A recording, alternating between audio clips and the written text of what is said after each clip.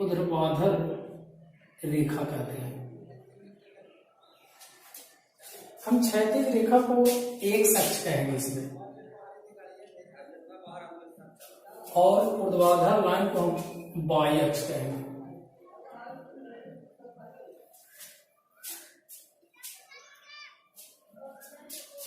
और जहां पर एक्स अक्ष और वाई अक्ष काटते हैं वह बिंदु 0 0 होते हैं, अर्थात उस बिंदु का निर्देशांक 0 0 होता है। 0 के दांत तरफ एक्स का जो मान होते हैं या एक्स का वैल्यू होते हैं वो प्लस में होता है, और 0 के बाएं तरफ जो एक्स का वैल्यू होता है वो माइनस में होता है। 0 के ऊपर जो वाई का वैल्यू होगा वो प्लस में होगा, और 0 को जो नीचे की वैल्यू जो 0 के होगा वो निगेटिव में माइनस में होगा। और एक्स का वैल्यू जो भी होता है एक्स अक्ष पर ही होता है, वाई का वैल्यू वाई अक्ष पर होता है। जैसे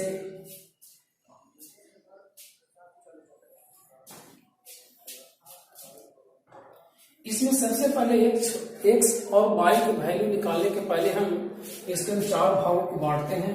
पहला भाग होता है, इसको प्रथम पाद कहते हैं।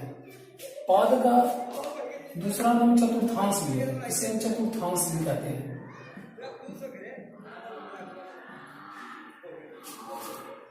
जिसे अंग्रेजी में क्वाड्रेंट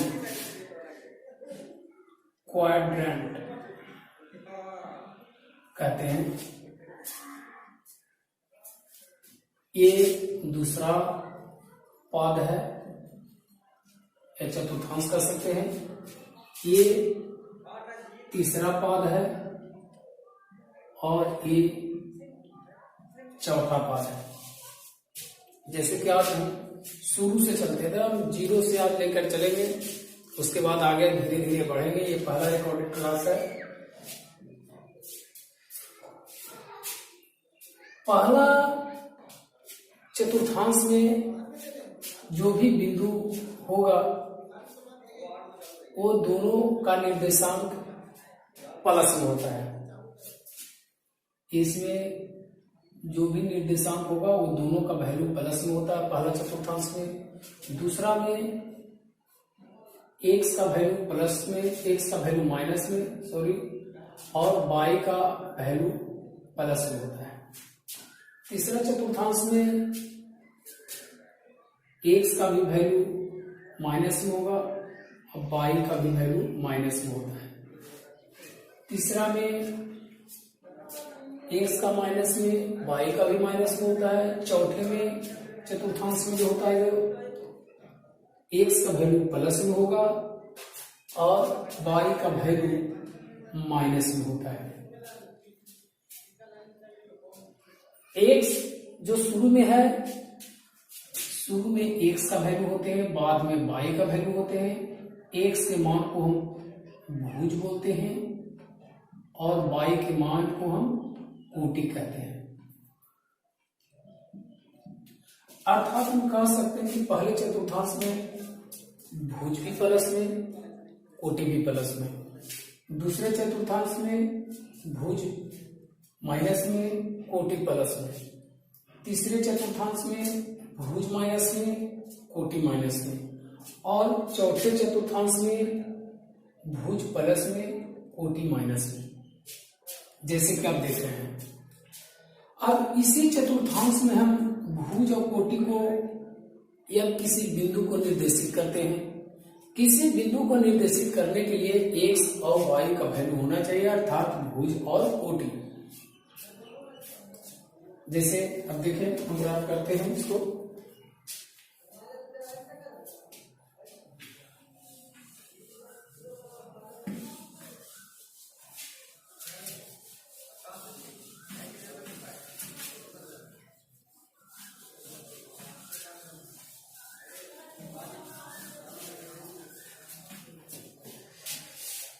अब हम एक्स और वाई का वैल्यू इस पर दर्शाएंगे। एक हम वाई अक्ष खींचेंगे, एक एक्स अक्ष खींचेंगे।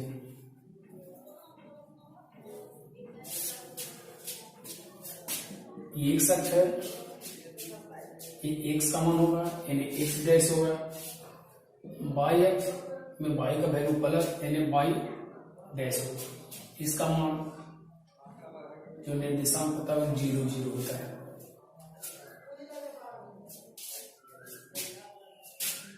जीरो की दाएं तरफ जो भी x का मान होगा वो प्लस में होते हैं। जैसे ग्राफ पर देखिएगा लाइन खींचा हुआ रहेगा इस तरह से। इसी तरह हम दर्शा लेंगे ये प्लस में 1 2 3 4 5 6 और 7। इसी तरह से डॉट आगे अनंतों तक होता है। इसी तरह से इन्हें बाएं तरफ में -1 -2 -3 -4 -5 -6 -7 इस तरह से इन्हें बढ़ते जाएंगे। बाई डैश मैंने एक से मैंने 0 के नीचे तरफ जो होगा मान -1 -2 -3 -4 -5 -6। उसी तरह से 0 निर्देशांक ऊपर की ओर भी 1 2 3 4 5 6 7। इस तरह से हम एक सवाल के वैल्यू को दर्शा दिए। अब इसका पहला सवाल तो इस तरह से पूछता है, जैसे 9th के विद्यार्थियों को ही इसके बारे में पढ़ना होता है ज्यादा करके, और सबसे पहले तो बेसिक मजबूत होना चाहिए तभी हम आगे बना सकते हैं। जैसे देखें अब इस तरह से पहला चतुर्थांश, द्वितीय चतुर्थांश, तृतीय चतुर्थांश, चौथे चतुर्थांश। 0 जहां पर ही x और y बिंदु माने x और y अक्ष काटते हैं, इसका निर्देशांक 0 0 होता है और इस बिंदु को हम मूल बिंदु कहते हैं।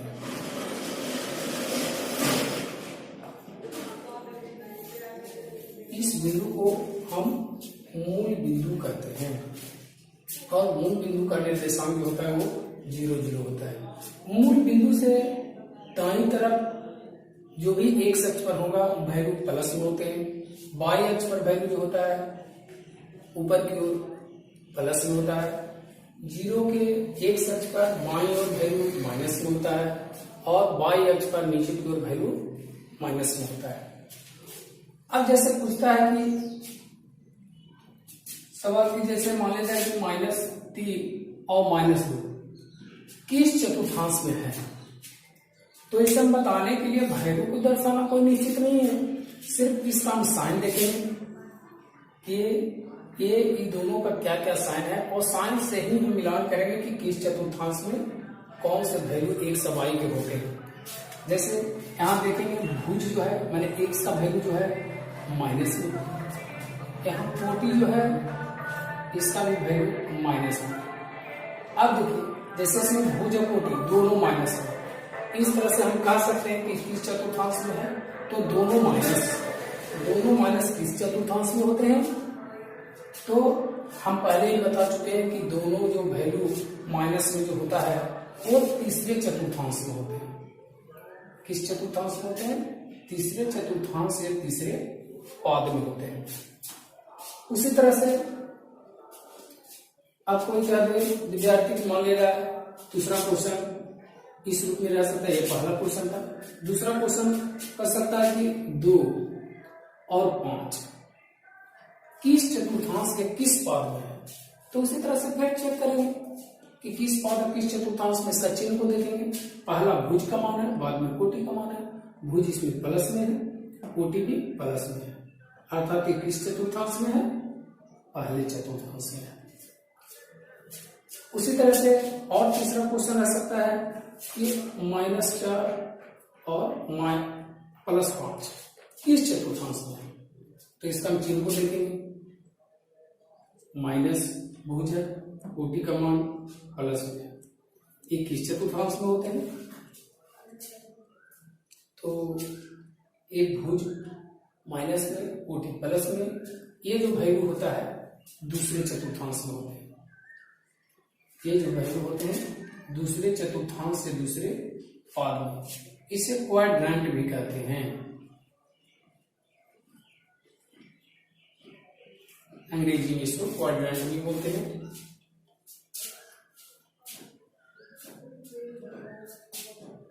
और भी सवाल इसी तरह से पूछ सकता है, जैसे मान लिया जाए कि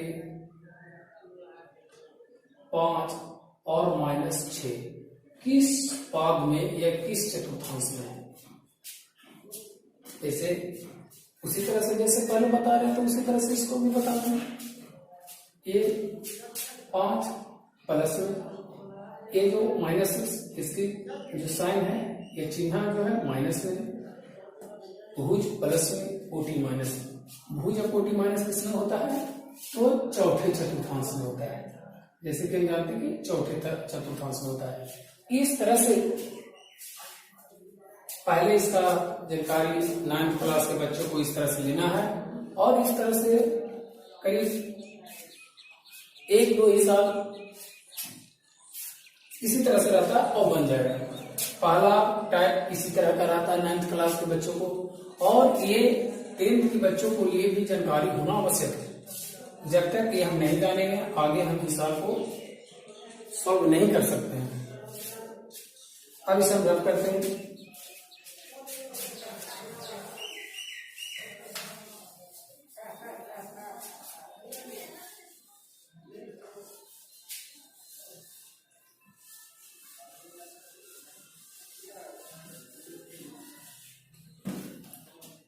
अब इसमें दूसरा टाइप का क्वेश्चन इस तरह से पूछता है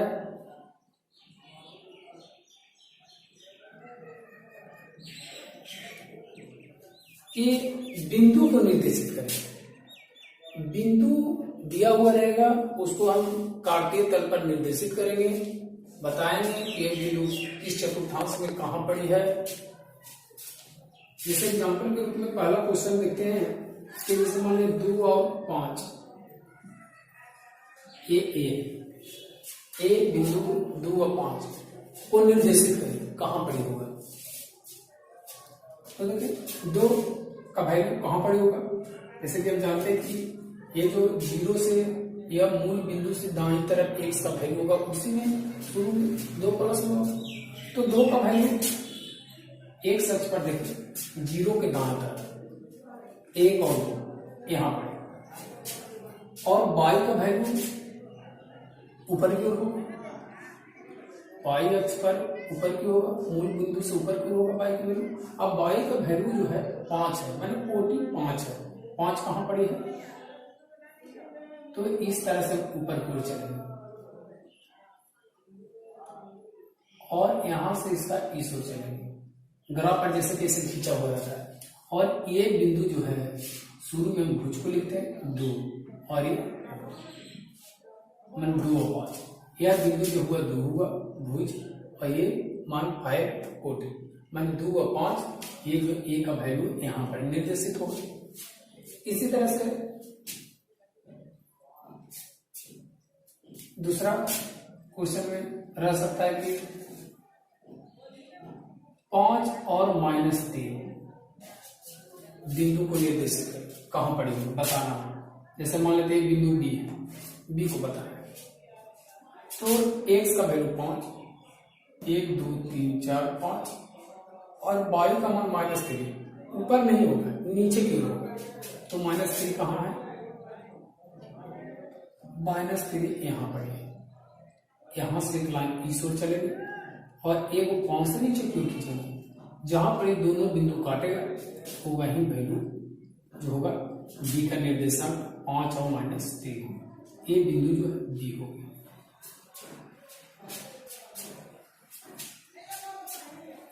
उसी तरह से तीसरा क्वेश्चन जिस तरह सकता है कि 2 और -2, x का मान 2 और y का मान -1, x का मान 2 और y का मान -1। जहां दोनों लाइन कटेगा एक बिंदु, इसको मान लेते हैं सी बिंदु, सी इसका निर्देशांक पहले x के वैल्यू को लिखते हैं, बाद में y के वैल्यू को लिखते हैं। x का वैल्यू 2, y का वैल्यू -1। इस तरह से सी निर्देशांक लिखते हैं। इस तरह से दूसरा टाइप में इस तरह से बहुत सारे क्वेश्चन बनता है और 10th क्लास में पढ़ना भी है, 9th क्लास में पढ़ना भी है। अब एक पूछता है कि चौथा क्वेश्चन इस रूप में भी रह सकता है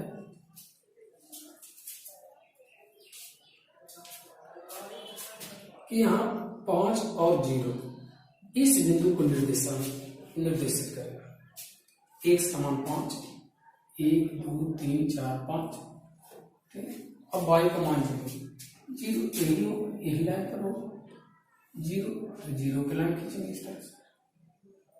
ये बिंदु जो है 5 और 0, अर्थात कह सकते हैं कि जब x y का मान 0 हो और x का मान दिया हुआ हो तो वह बिंदु जो होगा x अक्ष पर ही होगा, और यदि x का मान 0 हो और y का मान दिया हुआ हो तो वह बिंदु जो होगा y अक्ष पर होगा। इस तरह से पूछता भी है कि जैसे मान लिया कि 5 और 2 कहाँ पर स्थित है, माने 5 और 0 कहाँ पर स्थित है, तो ये बताना होगा। जैसे इसका वैल्यू 5 तो 5 ही हो गया, 0 तो इसी लाइन पर होगा। तो जब x का मान दिया हुआ है, y का मान 0 हो तो वह बिंदु जो होगा x अक्ष पर होते हैं, और जब x का मान 0 और y का मान दिया हुआ हो तो वह बिंदु y अक्ष पर होते हैं। इस तरह से हम आगे टाइप में चलते हैं, रफ करते हैं इसको।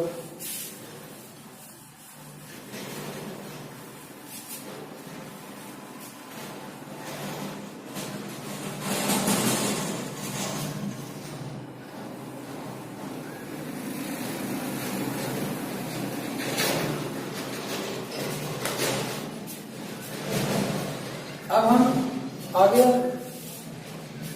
9th के बच्चों के लिए इतना ही पढ़ना है, आगे जो भी पढ़ना होगा अब हम 10th के विद्यार्थियों के लिए देखेंगे और 9th के भी वीडियो डालते चलेंगे और 10th का भी वीडियो डालते चलेंगे। इसमें सिर्फ 9th के बच्चों के लिए इतना ही पढ़ना है, ज्यादा नहीं पढ़ना है। अब हम 10th के लिए चलते हैं। 10th में 10वीं वाले विद्यार्थियों को या 10 के विद्यार्थियों के लिए हम आगे यहां से स्टार्ट करते हैं, जिससे जब रफ करते हैं।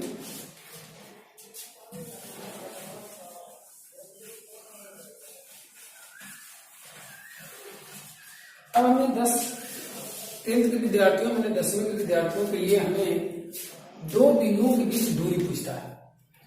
इसके लिए हम फॉर्मूला पहले लिख लेंगे, साबित हम नहीं करेंगे, सिर्फ हम फार्मूला पर चलेंगे। जब क्लास चलेगा तो उसे हम आगे बताएंगे। मान लेना कि 2 बिंदु हम लेते हैं इस तरह से, सिर्फ फार्मूला जाने।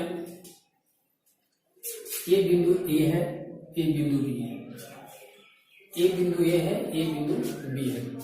ए का निर्देशांक दिया हुआ है जैसे x1 और y, और y का निर्देशांक, b का निर्देशांक दिया हुआ है x2 और y2। एक बिंदु a का निर्देशांक x1 y1 है, एक बिंदु b का निर्देशांक x2 y2 है, और दोनों के बीच की दूरी पूछता है। AB बराबर जो होगा x1 माइनस x2 पूरे के whole square plus y1 minus y2 का होल स्क्वायर पूरे के अंडर रूट। या AB का एक और सूत्र होता है, या तो हम लिख सकते हैं x2 माइनस x1 के whole square plus y2 minus y1 के होल स्क्वायर और पूरे के अंडर रूट। ये दो सूत्र, चाहे ए लगाए फॉर्मूला चाहे ए फॉर्मूला लगाए, इसे हम दूरी सूत्र कहते हैं। इसे हम दूरी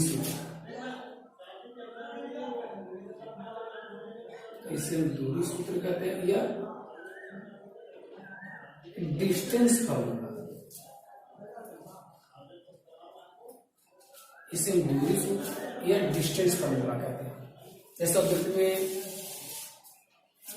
बोर्ड में परीक्षा में पूछता भी कभी कभी है कि डिस्टेंस या दूरी सूत्र क्या है। इसी पर हम हिसाब बनाएंगे। और पहला लेसन एनसीईआरटी का जो बुक है या कोई भी बुक हो उसमें पहला लेसन एक ही सकता है। पहला जो लेसन है यह पढ़ी से 10वीं के विद्यार्थियों के लिए शुरू है। हम दूरी सूत्र से ही बनाएंगे। फार्मूला उतार लें, आगे पीछे वीडियो कर लें, रोक रोक उतार लेंगे। हम रब करते हैं इसको।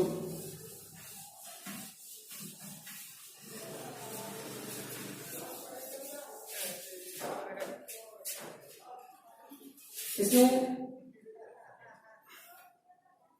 पहले टाइप में जो क्वेश्चन पूछता है 10th के विद्यार्थियों का वो दूरी सूत्र से ही रहता है। जैसे पहला में देख लें, पहला क्वेश्चन 2, 3 और 5, 3 दो बिंदु के बीच की दूरी ज्ञात करें। एक बिंदु 2, 3 दूसरा बिंदु 5, 3 के बीच की दूरी ज्ञात करें। मान लेते हैं बिंदु ए है, ये बिंदु बी है। हमें ए बी का मान निकाल, ए बी के बीच की दूरी निकालना है। पहला ए का मान, पहला निर्देशांक का x का मान x1, दूसरा मान y। बी निर्देशांक का जो बिंदु होगा उसका शुरू वाला मान y2, x2 बाद वाला मान y2 होता है। अब हम फॉर्मूला ये भी बताए थे, ये दो बिंदुओं के बीच की दूरी से हम डिस्टेंस फॉर्मूला से जानते हैं कि दो बिंदुओं के बीच की दूरी जो होता है x1 माइनस x2 के whole square plus y1 minus y2 के होल स्क्वायर और पूरे के अंडर रूट। x1 की वैल्यू 2, जो शुरू में मान होगा वो x1 का वैल्यू होगा, बाद वाला वैल्यू y1 को होगा। ये जो मान होगा x2 का मान होगा और ये जो मान होगा y2 का मान होगा। ये इसी को x1 y1 मान ले, इसी को x2 y2 मान ले, कोई दिक्कत नहीं है, जिसे भी मान ले अपनी मर्जी। अब हम इस फॉर्मूला पर इस मान को बैठा देंगे। माने कहने का मतलब है कि x के मान को x से घटा देना, y के मान को y से घटा देना है। चाहे x1 से y1, x1 से x2 को घटा दे या x2 से x1 को घटा दे, चाहे तो y1 से y2 को घटा दे या तो y2 को y1 से घटा दे। y2 में से y1 को घटा, बात एक ही है। अब शुरू में x का वैल्यू 2, बाद में 5 प्लस y1 का मान 3, y2 का मान 3, दोनों को 5 मैंने 2 में से 5 गया नहीं घटता, हम 5 में से 2 को घटाएंगे। 5 में से 2 गया माइनस 3, मैंने 5 में से 2 गया 3 और जो ज्यादा का चिन्ह होता वही चिन्ह लगा देते हैं। मैंने 3 के होल स्क्वायर, 3 में से 3 गया 0 को स्क्वायर, 3 का स्क्वायर 3 9 और 0 को स्क्वायर हम 0 लिखे। 9 का वर्गमूल मैंने रूट जो होगा या 9 का वर्गमूल 3 मीटर सेंटीमीटर या कुछ नहीं होगा, सिर्फ इसे हम यूनिट कहेंगे। इकाई सिर्फ 3 इकाई माने ए और बी के बीच की दूरी होगा। मान लेते हैं ए बिंदु ए था, ए बी है, ए का मान 2 और 3 और बी का जो मान है 5 और 3 और ए बी के बीच की दूरी कितना आ गया, यही आ गया 3 यूनिट।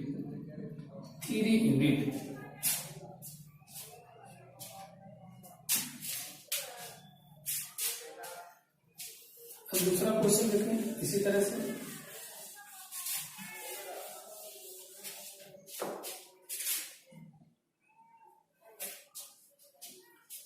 अब रह सकता है 4 2 5 4 के बीच की दूरी क्या है, इसे भी मान लो ये है पहला दूसरा, इसको नहीं मान लेते। ए बी बराबर निकालेंगे, ए बी के बीच की दूरी इसे भी जैसे कैसे कर सकते हैं, या डायरेक्ट बना बात देखिए।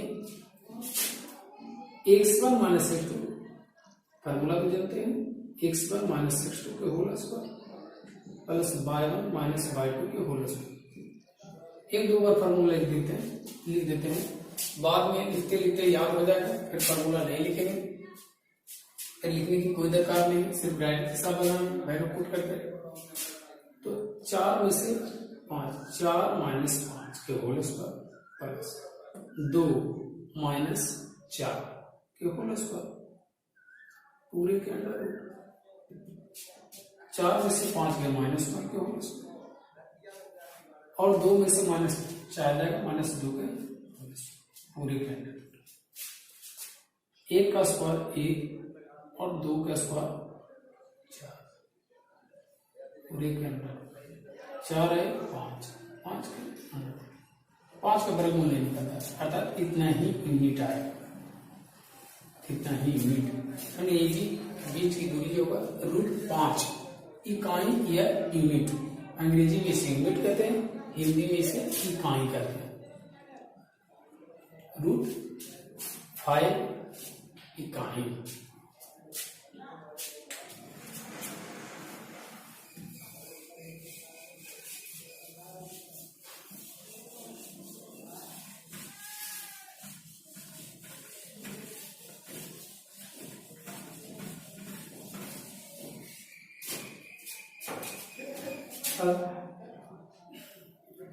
तीन और क्वेश्चन देते हैं, उसके बाद चलेंगे अगले टाइप पर।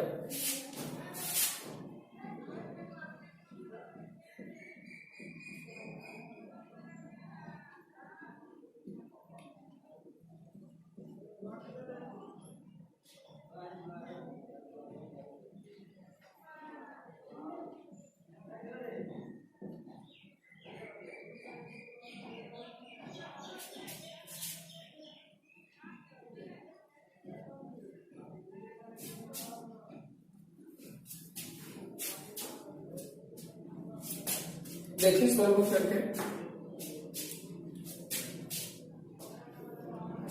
कौन विद्यार्थी बनाते हैं।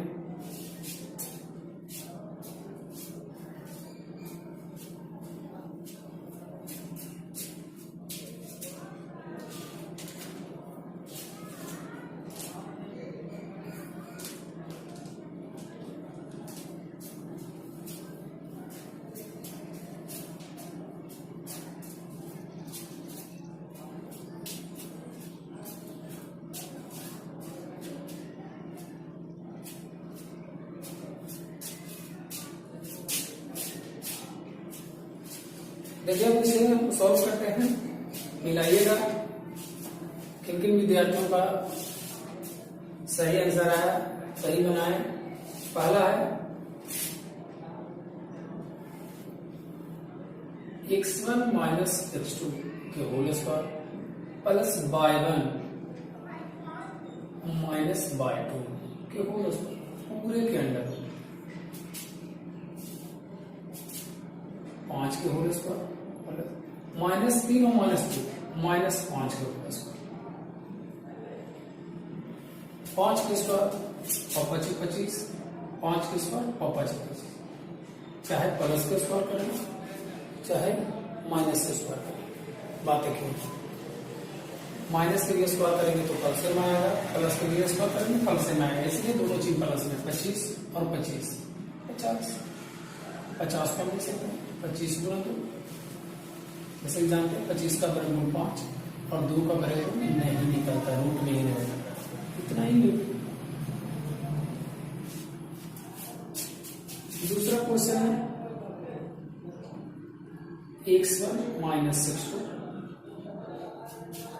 प्लस y1 माइनस y2 पूरे के अंडर 4 में से 2 गया 2 के होल स्क्वायर प्लस -6 -8 -8 6 14 के होल स्क्वायर पूरे के अंडर 2 के स्क्वायर 4 और 14 के स्क्वायर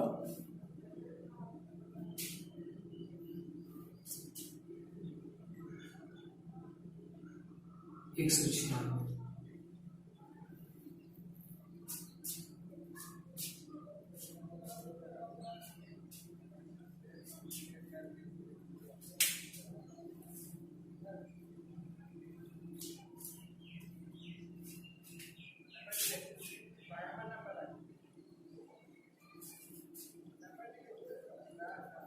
दोनों को जोड़ेंगे 200। 200 को हम लिख सकते हैं 100 गुना 2। 100 का वर्गमूल 10 और 2 का वर्गमूल नहीं निकलता है, रूट में है नहीं।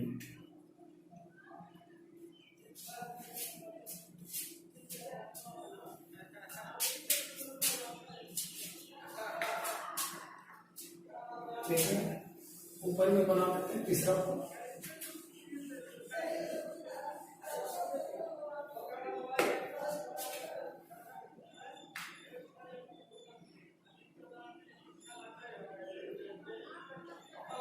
x1 माइनस x2 के whole square plus y1 minus y2